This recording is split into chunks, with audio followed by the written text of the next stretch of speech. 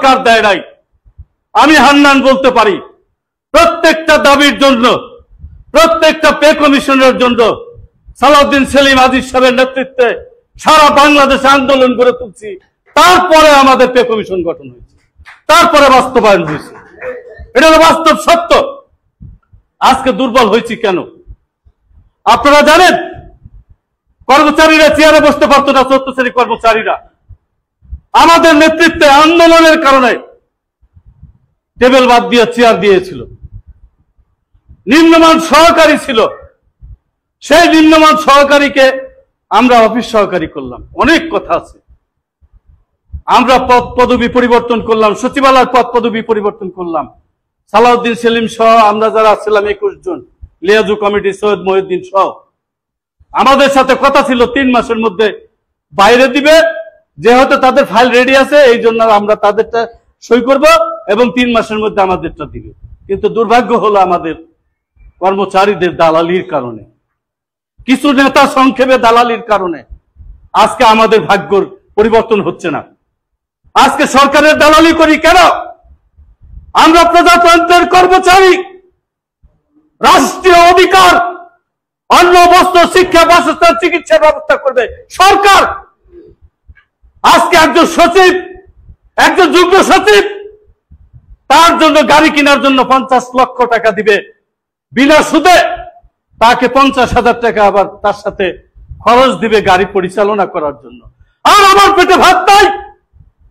আমার 14 শ্রেণীর কর্মচারীরা, 3 শ্রেণীর কর্মচারীরা পেটের ভাত নাই।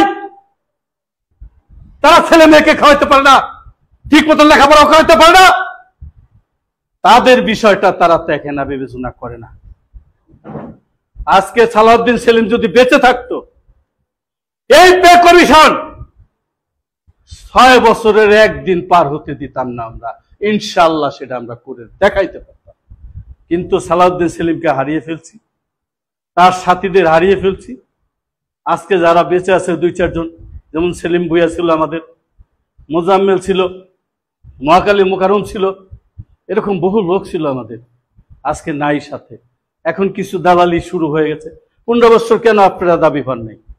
আমি কর্মচারী রাষ্ট্রের সমস্ত সচিব, এসপি, ডিসি,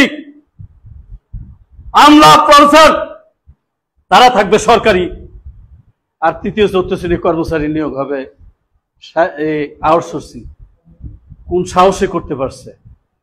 বেগম খালেদা জিয়া সাবেক প্রধানমন্ত্রী ছিলেন, তার সময় অর্ডার করেছিল, কাজ নাই, মজুরি নাই, আদেশ করেছিল, মনে আছে আপনাদের? মগবাজার আমরা বললাম, মিটিং ডাকলাম, সাইফুদ্দিন সাহেব ছিলেন মাননীয় প্রধানমন্ত্রী তৎকালীন খালেদা জিয়ার পিএস। ওনাকে বলা হলো যে আমরা কিন্তু আন্দোলন করব। উনি আমাদেরকে রাত্রে ডেকে নিলেন, আমরা 5-6 জন গেলাম। মাননীয় প্রধানমন্ত্রী তৎকালীন, তিনি সেলিম ভাইকে বললেন, এটা সচিবরা করেছে, এই বিষয় তোমরা আর বেশি করো না, এটা থাক, করতে দাও, আস্তে আস্তে দেখা যাক কি করা যায়। যাও, কখন তো আমি চলে আসলাম। আমি তো এটা মানিই না, চলে আসলাম মগবাজারে, মিটিং বসলাম। বসার পরে অনেকে বলে, প্রধানমন্ত্রী বলে দিল এরপরে আন্দোলন করা ঠিক হবে না। আমি হান্নান সেদিন রিস্ক নিয়েছিলাম, মগবাজারতে বেরিয়ে বলেছিলাম সেলিম ভাইকে দোয়া করেন, সমস্ত মেডিকেল কলেজ হাসপাতাল বন্ধ করে দেব ঢাকা শহরে। বন্ধ করে 3 দিনের মধ্যে সে আদেশ বাতিল করে 75,000 14 শ্রেণী কর্মচারী নিয়োগ দিয়েছিলাম। আমি হান্নান সেদিন ছিলাম। আজকেও বেঁচে আছি আপনাদের কাছে, কিন্তু কষ্ট হয়। কি কষ্ট হয় জানেন?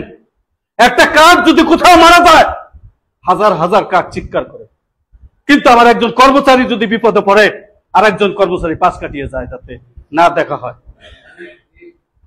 কিভাবে আমরা চলবো বলেন? অফিসারদের যতটুক দোষ, তার চেয়ে বেশি দোষ আমাদের কর্মচারীদের, নেতৃত্বের দোষ। ভিজিটিং কার্ড এখন তো ডিজিটাল সময়, ফেসবুকে চেহারা যে একটা কার্ড সাইডে দিলেই কয় নেতা। কোন জায়গার নেতা? কবে কর নেতা? কোথায় দেখছেন এদেরকে? তারা আজকে বিভ্রান্ত করে কর্মচারীদেরকে সর্বনাশের পথে ঠেলে দিচ্ছে। ভাইরা, আজকে কিন্তু আমাদের বহু লোক আসার কথা ছিল, বড় হল করতে চেয়েছিলাম, করি নেই। জরুরি ভিত্তিতে আমরা আজকে সারা দেশে পালন হচ্ছে, আমরা করছি। বিলাল ভাই যেটা বলেছে, ভারপ্রাপ্ত মহাসচিব সাহেব, তাকে দায়িত্ব দিয়েছি। শিক্ষার ছিল মহাসচিব সালাউদ্দিন সেলিম প্রতিষ্ঠিত মহাসচিব, আমি আবারও চিন্তা করছি শিক্ষায় আমরা আবার মহাসচিব ঘোষণা করব সামনে কাউন্সিলের মধ্যে। এই বিলাল সাহেবকে দায়িত্ব দিয়েছি, কাজ করবে। আপনারা যারা আছেন আপনারাই নেতৃত্ব দিবেন, আমরা তো আপনাদের ছায়া, ডাক দিবেন, আসবো, করব। কিন্তু কথাগুলো ভাই মনে রাখবেন। আজকে সালাউদ্দিন সেলিম যদি বেঁচে থাকতো, 15 বছরে পে কমিশন দেয় না, সেই সরকার আরামে থাকে। কত দালালি করে আমার কর্মচারীদের শেষ করেছে। আমরা প্রজাতন্ত্রের কর্মচারী, রাষ্ট্রীয় যদি আমার সংগঠন শক্তিশালী থাকে, আজকে রফিকুল আলম 17 থেকে 20 গ্রেড কর্মচারী সমিতি করে সারা বাংলাদেশে, তার সংগঠন, যার নেতৃত্বে আজকে সবাই ঐক্যবদ্ধ হচ্ছে। হলেই আমরা যদি ঐক্যবদ্ধ হতে পারি, বিশ্বাস করে আদর্শবাদী একজন নেতা তৈরি করতে পারি, তাহলে আপনাদের ভাগ্যের পরিবর্তন হবে। আর না হলে আমরা দেখেন অবস্থা, ছাত্র জনতার গণ অভ্যুত্থানের মধ্য দিয়ে হাজার হাজার ছেলে মেয়ে রক্ত দিয়ে দেশটাকে আমাদের কাছে দিয়ে দিল ফিরিয়ে, গণতন্ত্রের বাণী দিয়ে। আজকে কোথায় সেই বৈষম্য দূর হচ্ছে? বৈষম্য তো সবই রয়ে গেল, রক্তের সাথে বেইমানি করা হচ্ছে। 15 বছর পরে পে কমিশনের চেয়ারম্যান, আজকে বলতে চাই যারা পে কমিশন কমিটিতে আছেন, প্রত্যেকটি সরকারের সময় আমাদের সাথে আলোচনা করে তারপরে পে কমিশন ঘোষণা করতে হবে। আমরা আশা করব বর্তমানে যে কমিটি হয়েছে সেই কমিটিও আমাদের সাথে আলোচনা করে আমাদের দুঃখগুলো বুঝে শুনে বিবেচনা করে আমাদের পে কমিশনের সুপারিশ করবেন। অন্যথায় প্রত্যেকটি সময় আমরা পে কমিশন ঘোষণার পরে আমরা বিবৃতি দিয়েছি, প্রতিবাদ করেছি, এটা মানি না। আর কিছু কিছু দালাল নেতা জানেন, ভিজিটিং কাটালারা, অভিনন্দন দিয়া ফুলের তোড়া নিয়ে তাদেরকে দিয়ে দফাটা শেষ করে দেয়। কি করব ভাইয়েরা বলেন? আপনারা যারা আছেন, আমরা চাই আসুন সামনে আমরা সমন্বয় পরিষদের একটা কাউন্সিল করব। আমাদের এই যে 17-20 গ্রেডের 30 তারিখে আব্দুল আজিজ সাহেবের মৃত্যুবার্ষিকী ব্যাপক আকারে হবে, এখানে হবে না, অন্য জায়গায় হবে। সেখানে আপনারা অংশগ্রহণ করবেন, আলোচনা হবে, সেখানে শুনবেন। আমরা আজকে অনেকের কথা শুনতে পারতাম, কিন্তু সুযোগ পাই নাই, শুনতে পারলাম না, কষ্ট নেবেন না। আমি জানি আপনারা কতটুকু ভালোবাসেন। সচিবালয় পদ পদবি পরিবর্তন একবার করে দিলাম, আবার তাদেরকে আরো উপরে নিয়ে যান। আর বাইরের যত অধিদপ্তরের কর্মচারী আছে তাদের কথা বলে না। কাজেই সংগঠন করেন, হিসাব কিতাব করে কথা বলতে হবে। আপনারা আসেন, সবাই মিলে, আমি আছি বিল্লাল ভাইয়ের সাথে, রফিকুল আলমের সাথে আমি আছি, আসেন সবাইকে। এই যে ওয়ারেস আলী আমাদের ঐক্য পরিষদের যে আন্দোলনটা দীর্ঘদিন তারা করছে, অনেক চেষ্টা করছে, কিন্তু ফল আনতে পারে নাই। কেন জানেন? ওই যে দালালির কারণে, বিশ্বাসঘাতকতার কারণে। এইবার তারপরেও ফসল আসছে, একটা পে কমিশন ঘোষণা হয়েছে। এই জন্য অভিনন্দন যদি জানাইতে হয় তাহলে জানাবো আমি ঐক্য পরিষদের নেতৃবৃন্দ। আমার সেখানে 17-20 গ্রেডের যারা নেতৃবৃন্দ সেখানে ব্যাপকভাবে ছিল, তাদেরকে আমরা অভিনন্দন জানাবো। আর পাওয়ার পরে ওই কমিটিকে অভিনন্দন জানাবো যে আমাদের জন্য কি করলেন। 12 লক্ষ কর্মচারীরা আপনাদেরকে ভালোবাসবে যদি সত্যিকার অর্থে বৈষম্য দূর করে একটি পে কমিশন ঘোষণা করেন। তাই আমি আমার বক্তব্য আর দীর্ঘায়িত করবো না।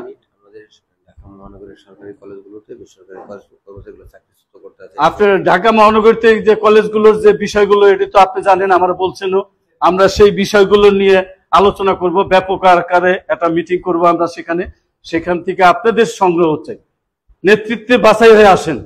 আপনাদের সকলের মন মানসিকতা থাকতে হবে, নেতারা যখন ডাকছে, কেন ডাকছে? আমাদের কথা বলার জন্যই তো ডাকছে। আর যাই সেখানে, তাহলে আপনাদের কাজগুলি শুধু চাই আমি সারা বাংলাদেশে সবাই যেন আমরা ঐক্যবদ্ধ থেকে আমাদের কর্মচারীদের সুখ দুঃখের কথাগুলো আমরা যেন বলতে পারি। এমন দেখেন, এই এখনই অনেকে কিন্তু দলবাজি শুরু হয়ে গেছে, প্রায় খেয়াল করেন কিনা জানি না। অনেকে ফেসবুকে দলবাজি দেয়, অনেকে মিছিলে দলবাজি দেয়। কেন ভাই? মিছিল করো কর্মচারীর আউটসোর্সিং বাতিলের জন্য, মিছিল করো তোমার বৈষম্যের বিরুদ্ধে লড়াইয়ের করো, এইগুলি তোমরা মিছিল করো, ওগুলি করো না ভাইয়েরা। ওগুলি করলে কি হয় সেটা তো আপনারা দেখছেন। এই জন্য আপনাদেরকে অনুরোধ করব, একদম অরাজনৈতিক প্রতিষ্ঠান। আব্দুল আজিজ বলেছিল আমার প্রতিষ্ঠান হবে অরাজনৈতিক। সালাউদ্দিন সেলিমে আমাদের সংবিধান বলা আছে অরাজনৈতিক সংগঠন, এখানে কোনো রাজনৈতিক সংগঠনের অস্তিত্ব নেই। আমরা যে যে দল করি সেটা হলো আমাদের ব্যক্তিগত ব্যাপার, কিন্তু এইখানে যখন জাতীয় স্বার্থে আমাদের কর্মচারীদের আসবো তখন আমরা এক। এটা আমি আর বক্তব্য দীর্ঘায়িত করবো না। আপনারা যারা এসেছেন সবাইকে, আজকে সালাউদ্দিন সেলিমকে যারা